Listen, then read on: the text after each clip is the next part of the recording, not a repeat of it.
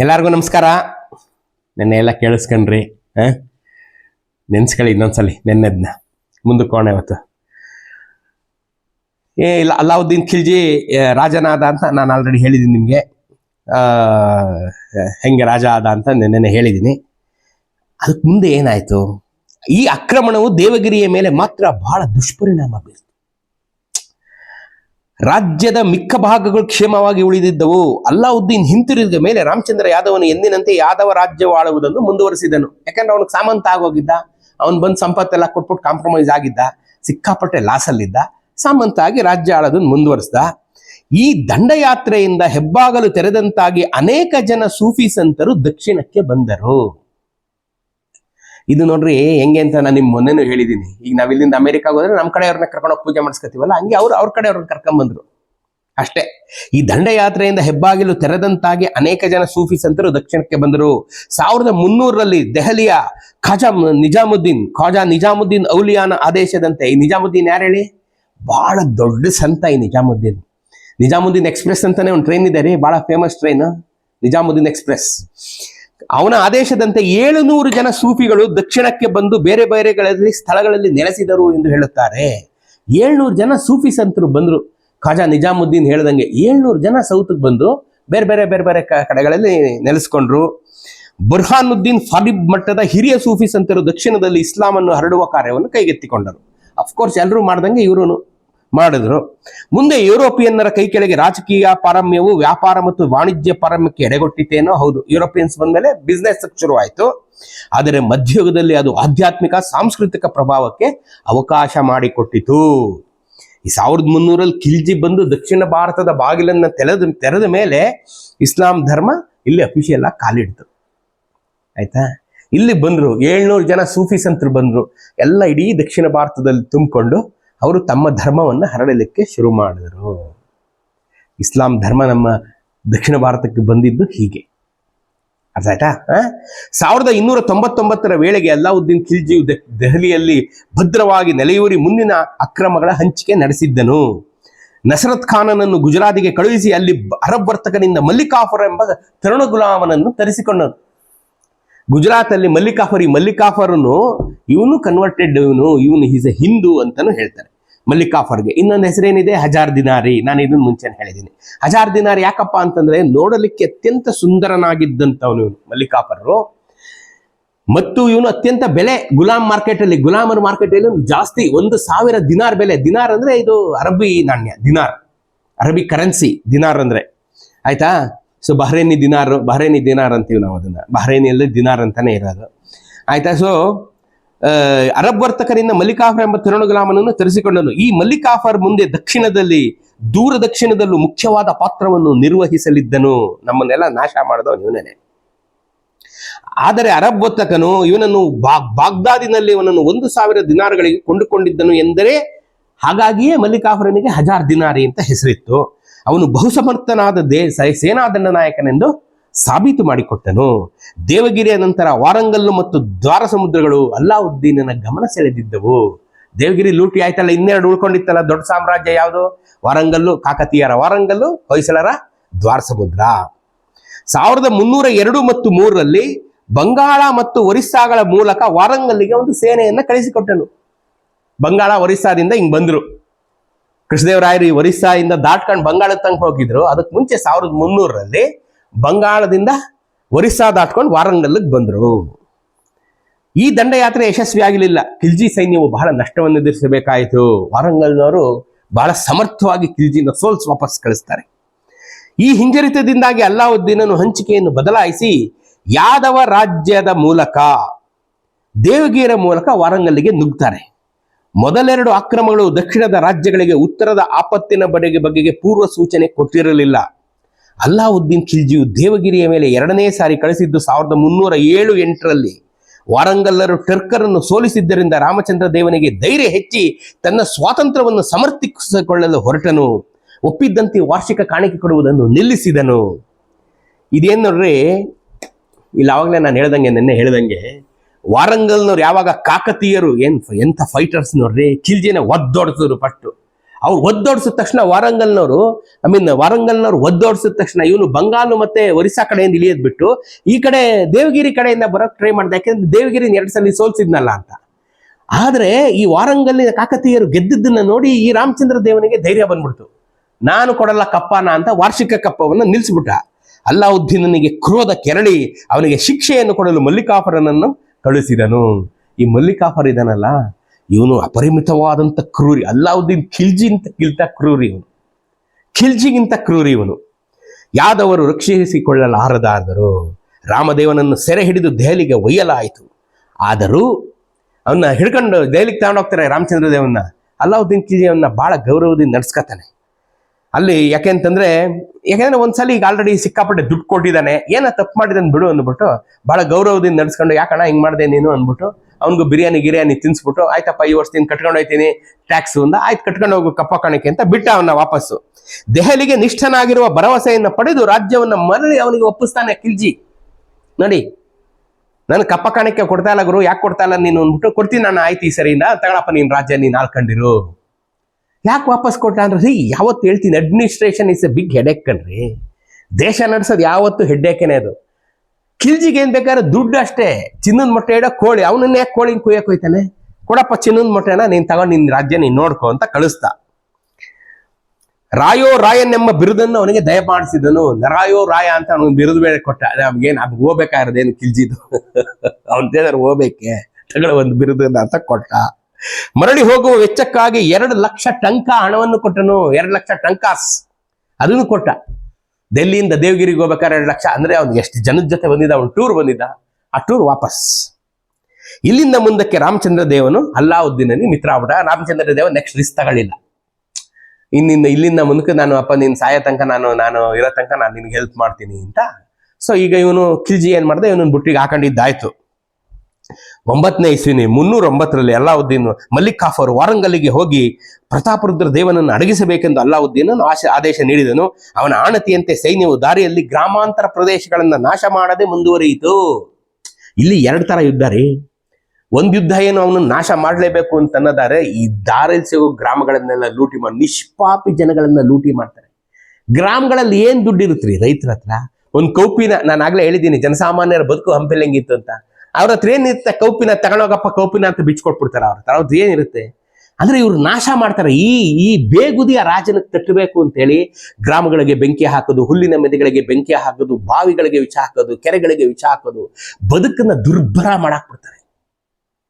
ಸಿಕ್ಕವ್ರನ್ನ ಕೊಲ್ಲೋದು, ದುರ್ಭರ ಮಾಡಾಕ್ಬಿಡ್ತಾರೆ. ಸೊ ಅದನ್ನ ಮಾಡ್ಲಿಲ್ಲ, ಅವರು ಡೈರೆಕ್ಟ್ ಆಗಿ ವಾರಂಗಲ್ಗೆ ಎಂಟರ್ ಆದ್ರು ಅಂತ ಇದರ ಅರ್ಥ. ಗ್ರಾಮಾಂತರ ಪ್ರದೇಶಗಳನ್ನು ನಾಶ ಮಾಡದೆ ಮುಂದುವರಿಯಿತು. ಬುರಾನಿಯು ಹೇಳುವಂತೆ ರಾಮದೇವನು ಮರಾಠ ಯೋಧರ ಒಂದು ತುಕಡಿಯನ್ನು ಮಲ್ಲಿಕಾಫುರನ ಉಪಯೋಗಕ್ಕೆ ಬಿಟ್ಟನು. ಇದು ಇಂಪಾರ್ಟೆಂಟ್.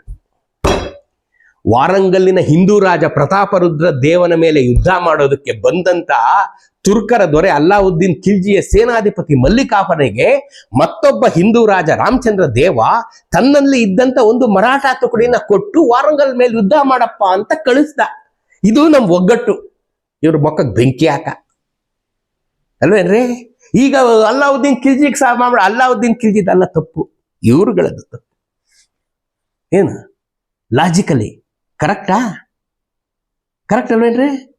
ಅವನಿಗೆ ಅವನಿಗೆ ಕಪ್ಪ ಕಾಣಿಕೆ ಸಾಮಂತ ಆಗ್ಬಿಟ್ಟು, ಅಲ್ಲಾವುದ್ದೀನ್ ಖಿಲ್ಜಿಗೆ ಸಾಮಂತ ಆಗ್ಬಿಟ್ಟು ಈಗ ಅವನ ಕಡೆಯಿಂದ ಈಗ ರಾಮಚಂದ್ರ ದೇವನು ಸೇರ್ಕೊಂಡು ವಾರಂಗಲ್ ಮುತ್ತದಂತೆ. ಅಣ್ಣ ತಮ್ಮದಿರ್ ಜಗಳಕ್ಕೆ 3ನೇವನ್ ಕರ್ಕೊಂಬರೋದು. ಆ 3ನೇವನ್ ಸೇರ್ಕೊಂಡು ಈ ಅಣ್ಣ ತಮ್ಮನ್ ನೋಡಿಯೋದು, ತಮ್ಮ ಅಣ್ಣನ್ ನೋಡಿಯೋದು. ಇದು ಇಲ್ಲೇ ನೀವೆಲ್ಲ ನೋಡಿದಿರಲ್ಲಪ್ಪ. ಬರೀ 1 ಎಕರೆ 2 ಎಕರೆ 5 ಎಕರೆ ಗದ್ದೆಗೆ ಇವರಿಬ್ರು ಬೇರೆ ಬೇರೆ ಲಾಯರ್ಗಳಿಗೆ ನಿಡ್ಕೊಂಡು, ಆ ಲಾಯರ್ಗಳಿಗೆ ಇವರು ಫೀಸ್ ಕಟ್ಕೊಂಡು ಇವ್ರು ದ್ವೇಷ ಸಾಧಿಸ್ಕೊಂಡಿರ್ತಾರೆ. ಅಣ್ಣ ತಮ್ಮದಿನ ಆ ಕೊಟ್ಟಿರ್ತಾರಲ್ಲ ಫೀಸು, ಅದನ್ನೆಲ್ಲ ಬಿಟ್ಬಿಟ್ಟು ತಗೊಳ್ಳೆ ನೀನೇ 2 ಎಕರೆ ಅನ್ಬಿಟ್ರೆ, ಆ ಫೀಸ್ ಬಿಟ್ಬಿಟ್ರೆ 2 ಎಕರೆಗಿಂತ ಜಾಸ್ತಿ ಫೀಸ್ ಅಲ್ಲಿ ಕೊಟ್ಟಿರ್ತಾರೆ ಕಣ್ರಿ ಇವರು. ಹೌದಾ? ನಿಮ್ಗೆಲ್ಲ ಗೊತ್ತದು ಅಲ್ವೇನ್ರಿ? ಭೂತೈನ್ ಮಗ ಒಂದು ಹಾಡಿದೆ ನೋಡ್ರಿ, ಎಷ್ಟು ಚೆನ್ನಾಗಿದೆ ರೀ ಹಾಡು. ಹಾಡು ಇದ್ದ ತಕ್ಷಣ ಜ್ಞಾಪಕ ಆಗುತ್ತಲ್ಲ, ಬಂದಾಗ ಪುನಃ ಹಾಡು ರಿಪೀಟ್ ಮಾಡ್ತೀನಿ, ಆಯ್ತಾ? 1310ರಲ್ಲಿ ವಾರಂಗಲ್ಲಿನ ಕೋಟೆಗೆ ಮುತ್ತಿಗೆ ಹಾಕಲಾಯಿತು. ಕೆಲವುಗಳು ದಿನಗಳ ನಂತರ ಪಾಪ ಪ್ರತಾಪರುದ್ರದೇವ ತೀರ್ಕೊಂಡ್ಬಿಡ್ತಾನೆ. ಸಂಧಿ ಮಾಡ್ಕೋಬೇಕಾಗುತ್ತೆ. ಭಾರಿ ಸಂಖ್ಯೆಯ ಆಭರಣಗಳು, ರತ್ನಾಭರಣಗಳು, ಚಿನ್ನ ಮತ್ತಿತರ ಅಮೂಲ್ಯ ವಸ್ತುಗಳನ್ನು ಒಪ್ಪಿಸಬೇಕಾಯಿತು. ರತ್ನಗಳ ನಡುವೆ ಅಮೂಲ್ಯವಾದ ಒಂದು ವಜ್ರ ಇತ್ತು, ಅದೇ ಕೊಹಿನೂರ್. ಕೊಹಿನೂರ್ ಡೈಮಂಡು ತಗೊಂಡು ಕೊಟ್ಬಿಡ್ತಾನೆ ಪ್ರತಾಪರುದ್ರ ದೇವ. ಮಲ್ಲಿಕಾಫ್ರನ್ ಕೊಟ್ಬಿಡ್ತಾನೆ ತವಣಪ್ಪ ಇದು. ರತ್ನಗಳ ನಡುವೆ ಅತ್ಯಂತ ಪ್ರಖ್ಯಾತವಾದ ಕೊಹಿನೂರ್ ವಜ್ರವು ಇತ್ತೆಂದು ಹೇಳಲಾಗಿದೆ. ವಾರ್ಷಿಕವಾದ ಕಪ್ಪವನ್ನು ನಿಗದಿಪಡಿಸಲಾಯಿತು. ಇವೆಲ್ಲವನ್ನು ಸಾಗಿಸಿಕೊಂಡು ವಾಪಸ್ ದಿಲ್ಲಿಗೆ ಬಂದ ಮಲ್ಲಿಕಾಫರನಿಗೆ ಸುಲ್ತಾನನಿಂದ ಅಭೂತಪೂರ್ವವಾದಂಥ ಸ್ವಾಗತ ದೊರೆಯಿತು.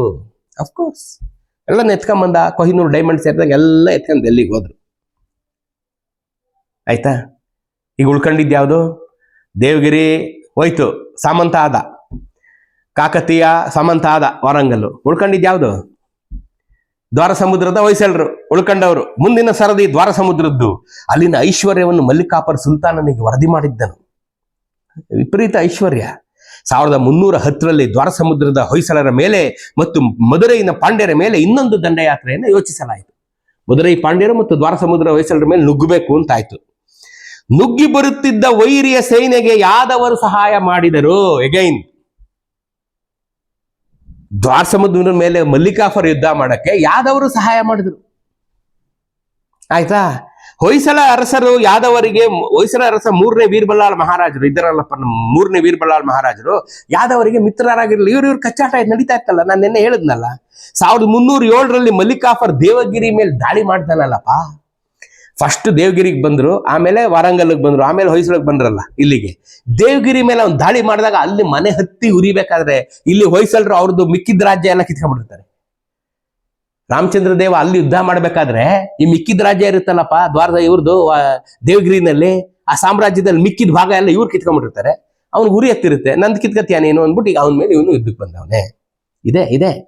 ಇದೇ ಕಚ್ಚಾಟಗಳೇ. ಈ ಕಚ್ಚಾಟಗಳಿಂದ ಇಲ್ಲಿ ಅವ್ರು ಬಂದು ಹೊಡ್ಕೊಂಡು ಹೋಗಿದ್ನ ಇವ್ರ ಕಚ್ಚಾಟ ಬಿಟ್ಬಿಟ್ರು. ಅವ್ನು ಬಂದು ಹೊಡ್ಕೊಂಡು ಹೋಗ್ಬಿಟ್ಟ, ಅವ್ನು ಬಂದು ಹೊಡ್ಕೊಂಡು. ನೀನೇನ್ ಮಾಡಿದ್ಯೋ? ನೀನು ಅದೇ ಅಲ್ವೇನ ಮಾಡಿದ್ದು. ಯಾದವರ 1307ರಲ್ಲಿ ಮಲ್ಲಿಕಾಫರನು ದೇವಗಿರಿಯ ಮೇಲೆ ದಾಳಿ ಮಾಡಿದ್ದಾಗ ವೀರಬಲ್ಲಾಳ ಮಹಾರಾಜರು ಯಾದವರ ಪ್ರದೇಶಗಳನ್ನ ಕಿತ್ತುಕೊಂಡಿದ್ದರು. ಉತ್ತರದ ಆಕ್ರಮಗಳಿಗೆ ಎದುರಾಗಿ ಒಟ್ಟು ರಕ್ಷಣೆಯ ವ್ಯವಸ್ಥೆ ಮಾಡಿಕೊಳ್ಳಬೇಕೆಂಬ ವಿಷಯ ದಕ್ಷಿಣದ ಅರಸರ ಮನಸ್ಸಿಗೆ ಎಂದೂ ಬಂದಿರಲಿಲ್ಲ. ಬರದವನ್ಗೆ ಪೂಜೆ ಮಾಡ್ಬೇಕಿದ್ನ ಶಾಲ್ ಸುತ್ಕೊಂಡು ನೋಡ್ದವನೆ. ಆ ಪುಣ್ಯಾತ್ಮರು ಯಾರು ಬರೆದ? ದಕ್ಷಿಣದ ಉತ್ತರದ ಆಕ್ರಮಗಳಿಗೆ ಎದುರಾಗಿ ಒಟ್ಟು ರಕ್ಷಣೆ ವ್ಯವಸ್ಥೆ ಮಾಡ್ಕೋಬೇಕು ಅಂತ ಅನ್ನೋ ವಿಚಾರ ದಕ್ಷಿಣದ ಅರಸರ ಮನಸ್ಸಿಗೆ ಎಂದೂ ಬಂದಿರಲಿಲ್ಲ. ಒಟ್ಟಾರೆ ರಕ್ಷಣೆ, ನಾವೆಲ್ಲ ಒಗ್ಗಟ್ಟಾಗಿ ನಿಂತ್ಕೋಬೇಕು ಅನ್ನೋದೇ ಇವ್ರ ಮನಸ್ಸಿಗೆ ಬಂದಿರಲಿಲ್ಲ. ಈ ಸಮಯದಲ್ಲಿ ವೀರಬಲ್ಲಾಳ ಮಹಾರಾಜರು ಪಾಂಡ್ಯ ರಾಜಕಾರಣದಲ್ಲಿ ತೊಡ್ಕೊಂಡಿದ್ರು. ಅವ್ರು ಫುಲ್ ತಮಿಳ್ನಾಡಲ್ಲಿ ಬ್ಯುಸಿ ಆಗಿದ್ರು. ಅವ್ರು ಇದ್ದಿದ್ದೆ ಅರಣ್ಯ ಸಮುದ್ರದಲ್ಲಲ್ವ, ತಿರುವಣ್ಣಾಮಲೈನಲ್ಲಿ. ಸೊ ಹಂಗಾಗಿ ಅವ್ರು ಆ ಪಾಲಿಟಿಕ್ಸ್ ಅಲ್ಲಿ ಬ್ಯುಸಿ ಆಗ್ಬಿಟ್ಟಿದ್ರು. ಅಲ್ಲಿ ಕುಲಶೇಖರ ಪಾಂಡ್ಯ ಅಂತ ಇದ್ರಲ್ಲ, ಕುಲಶೇಖರ ಪಾಂಡ್ಯನ 3 ಮಕ್ಕಳು. ಅವ್ರ ನಡುವೆ ಅಧಿಕಾರಕ್ಕಾಗಿ ಕಲಹ. ಅಫ್ಕೋರ್ಸ್ ಅಧಿಕಾರಕ್ಕಾಗಿ ಕಲಹ. ಧರ್ಮಸಮ್ಮತನಾದ ಪುತ್ರರಾದಂಥ ವೀರಪಾಂಡ್ಯ ಮತ್ತು ಸುಂದರ ಪಾಂಡ್ಯರು ಆಡಳಿತ ಹೊಣೆಯನ್ನು ಹೊತ್ತುಕೊಂಡಿದ್ದರು.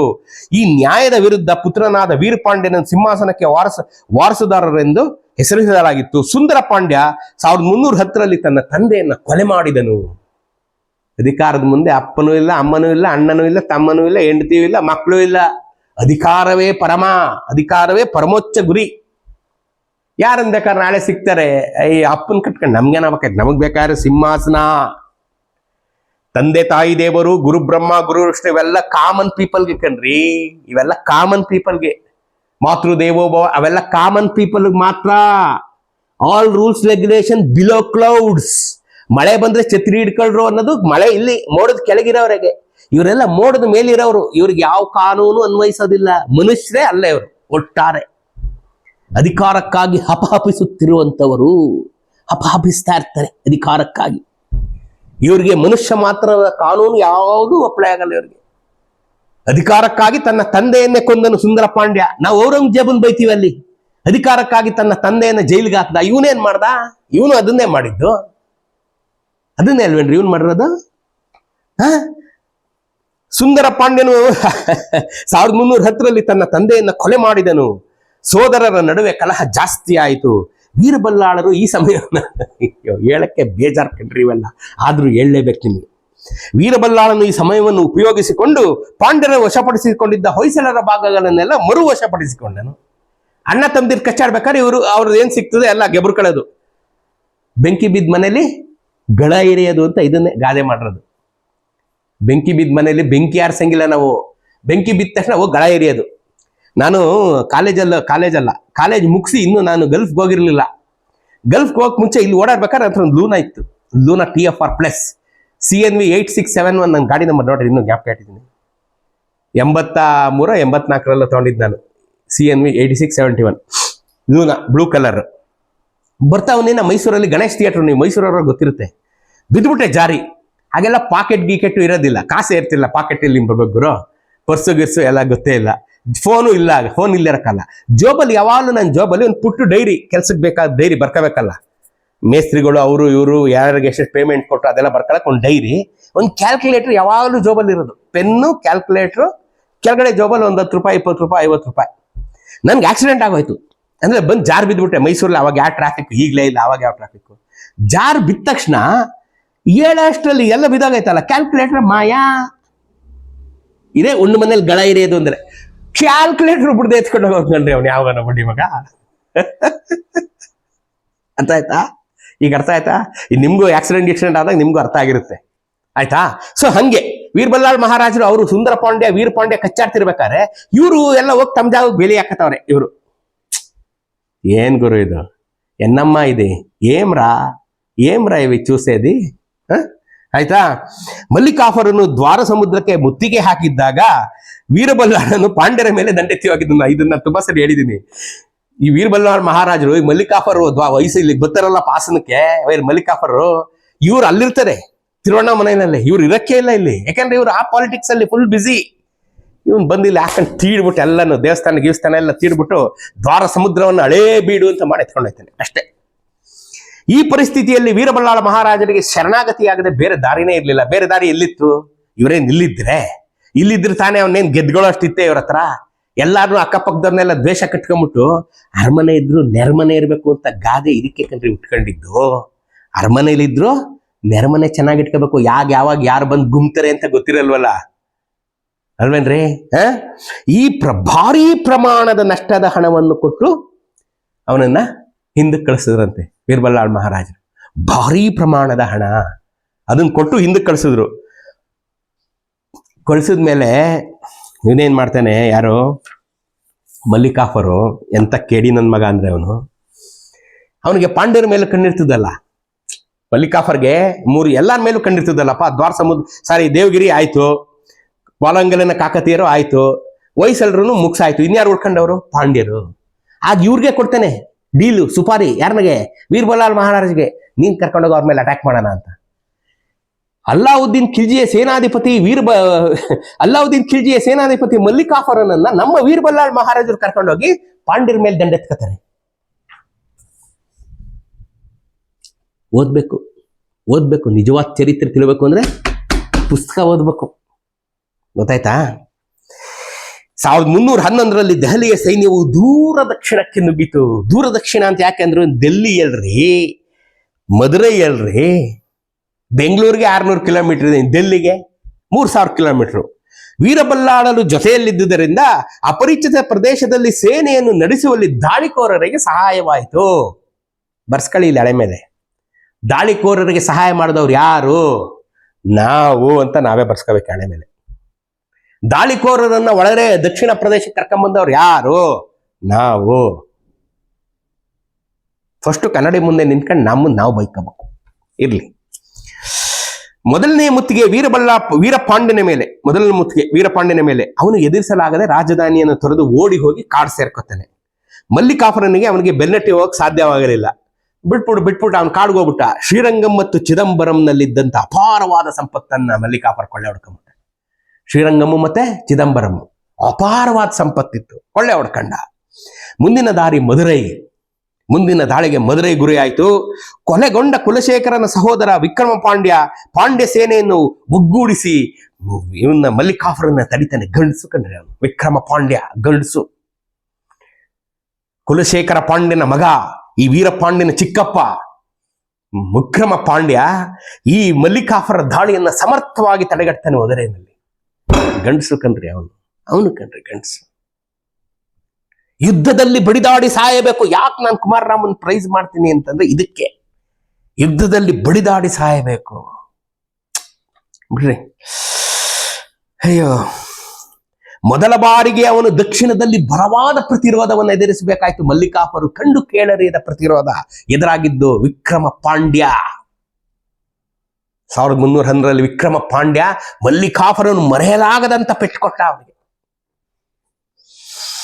ಆ ವೇಳೆಗೆ ಅವನ ಅಪಾರವಾದ ಸಂಪತ್ತಿತ್ತು. ದ್ವಾರ ಸಮುದ್ರದ ಹತ್ರ ಇತ್ತು, ಏನೋ ಶ್ರೀರಂಗಮಲ್ಲಿತ್ತು, ಚಿದಂಬರದ ಮೇಲೆ ಬೇಕಾದಷ್ಟು ದುಡ್ಡು ಸಿಕ್ಬಿಟ್ಟಿದ್ದರಿಂದ ಅಪಾರವಾದ ಸಂಪತ್ತು ಅವನ ಕೈವಶವಾಗಿದ್ದರಿಂದ ಅದನ್ನು ಹೊತ್ತು ದೆಹಲಿಗೆ ಹಿಂತಿರುಗಿದನು. ಹೀಗೆ ವಿಜೇತನಾಗಿ ಬಂದ ವೀರನಿಗೆ ಸುಲ್ತಾನನು ಅದ್ದೂರಿಯಾದ ಸ್ವಾಗತವನ್ನ ಏರ್ಪಡಿಸಿದನು. ಇದ್ರ ಜೊತೆಗೆ ಹೊಯ್ಸಳರ ರಾಜಕುಮಾರ ಒಬ್ಬ ಇವನ್ ಜೊತೆಗೆ ಹೋಗಿದ್ದ ಗೆಸ್ಟ್ ಆಗಿ. ಈ ವೀರಬಲ್ಲಾಳನ ಮಗ ಇರಬಹುದು. ಅವನೊಂದಿಗೆ ಸುಲ್ತಾನನು ದಯೆಯಿಂದಲೂ ಸೌಜನ್ಯದಿಂದಲೂ ವರ್ತಿಸಿ ಅವನ ತಂದೆಯ ಬಳಿಗೆ ಗೌರವಪೂರ್ವಕವಾಗಿ ಕಳಿಸಿಕೊಟ್ಟನು. ಅಂದ್ರೆ ಅವನು ಬಹುಶಃ ಹಿಡ್ಕೊಂಡು ಹೊಂಟೋಗಿದ್ದ ಅನ್ಸುತ್ತೆ ಮಲ್ಲಿಕಾಫರಿಯವ್ನ. 3ನೇ ವೀರಬಲ್ಲಾಳ ಮಹಾರಾಜರ ಮಗನ್ ಹಿಡ್ಕೊಂಡು ಹೋಗಿದ್ದ. ಯಾಕೆ ಹಿಡ್ಕೊಂಡ್ ಬಂದಿದೆ ಬಿಡಲೆ, ಇವ್ನ ಹಿಡ್ಕೊಂಡು ನಾವೇನ್ ಮಾಡವ, ಇವನ್ನೆಲ್ಲಿ ಸಾಕವ ನಾವು ಅಲ್ವೇನಪ್ಪ. ಅದು ಬಿಟ್ಟು ಬಿಟ್ಬಿಡಪ್ಪ ಅಂತ ಬಿಟ್ಬಿಟ್ಟು 1316ರ ವೇಳೆಗೆ ವೀರಬಲ್ಲಾಳ ಮಹಾರಾಜರು ಈ ಮುತ್ತಿಗೆಯಿಂದ ಹಾನಿಗೊಳಗಾಗಿದ್ದ ತಮ್ಮ ದ್ವಾರ ಸಮುದ್ರವನ್ನ ದುರಸ್ತಿ ಮಾಡ್ಕೊಂಡ್ರು. 5 ವರ್ಷ ಆದ್ಮೇಲೆ ಇದನ್ನೆಲ್ಲ ದುಡ್ಡೆಲ್ಲ ಕೊಟ್ಟು ಕಳಿಸ್ಬಿಟ್ಮೇಲೆ ಇದನ್ನೆಲ್ಲ ದುರಸ್ತಿ ಮಾಡ್ಕೊಂಡ್ರು. ಗೊತ್ತಾಯ್ತಾ? ಚರಿತ್ರೆ ಯಾಕೆ ಓದ್ಬೇಕು ಧರ್ಮಿ? ಇದ್ರಿಂದ ಕೆಲಸ ಸಿಕ್ಕಲ್ಲ. ಚರಿತ್ರೆ ಓದ್ಬೇಕಾರದು ನೀನು ಇದು ಜ್ಞಾಪಕ ಇಟ್ಕೊಳಕ್ಕಲ್ಲ, ನಾವು ಹೆಂಗಿರ್ಬಾರ್ದು ಅಂತ ತಿಳ್ಕೊಳಕ್ಕೆ. ನಾವು ಹೆಂಗಿರ್ಬಾರ್ದು, ಮನೆಯವರೆಲ್ಲ ಒಗ್ಗಟ್ಟಿರ್ಬೇಕನ್ರಿ. ಮನೇಲಿ 1000 ಪ್ರಾಬ್ಲಮ್ ಇರುತ್ತೆ. ಹೊರಗಡೆಯಿಂದ ಸಮಸ್ಯೆಗಳು ಬಂದಾಗ ನಾವು ಒಗ್ಗಟ್ಟಾಗೋದನ್ನ ಎದುರಿಸ್ಬೇಕು. ಅರ್ಥ ಆಯ್ತಾ? ಅಣ್ತಂದಿರು ಅಕ್ಕಂಗಿರು ಎಲ್ಲ ಜೊತೆಲಿದ್ದಾಗ ಅವ್ರ ಕಷ್ಟ ಬಂದ್ರೆ ಇದು ನಮ್ ಕಷ್ಟ ಅಂತ ನಾವು ಅವ್ರಿಗೆ ಸಹಾಯ ಮಾಡ್ಬೇಕು. ಅವ್ನ ಕಷ್ಟ ಅಂತ ಬಂದಾಗ ನೋಡ್ಕೊಂಡು ಸುಮ್ನಿರೋದು, ಅಕ್ಕಪಕ್ಕದವ್ರು ತಾವು ಆಡ್ಕೊಂಡು ನಗೋದು ಅದೆಲ್ಲ ಬಿಟ್ಬಿಡಿ. ಈ ಬುದ್ಧಿ ಬಿಟ್ಬಿಡಿ. ನೆರೆಹೊರೆಯವ್ರ ಜೊತೆ ಚೆನ್ನಾಗಿರಿ. ಇದನ್ನೇ ನಾನು ಬಿಡ್ಕೊಳ್ಳೋದು. ನಿಮ್ ಸಂಸಾರದಲ್ಲಿ ಚೆನ್ನಾಗಿರಿ. ಮನೆ ಗೆದ್ದು ಮಾರ್ಗೆಲ್ಲಿ, ಮನೆ ಗೆಲ್ಲಿ ಮೊದಲು. ಮನೇಲಿ ಸಂಸಾರದಲ್ಲಿ ಚೆನ್ನಾಗಿರಿ, ಎಲ್ಲಾರ ಜೊತೆ ಚೆನ್ನಾಗಿರಿ, ಎಲ್ಲ ಒಗ್ಗಟ್ಟಾಗಿ ಬಾಳಿ. ಅದನ್ನ ಈ ಸಂದೇಶ ಹೇಳೋದು. ಒಗ್ಗಟ್ಟಾಗಿಲ್ದೇ ಇದ್ದಕ್ಕೆ ಹಿಂಗೆಲ್ಲ ಆಗುತ್ತೆ ಅಂತ. ಅರ್ಥ ಆಯ್ತಾ? ಬೇಕಿದ್ ನಾಳೆ ಹೇಳ್ತೀನಿ.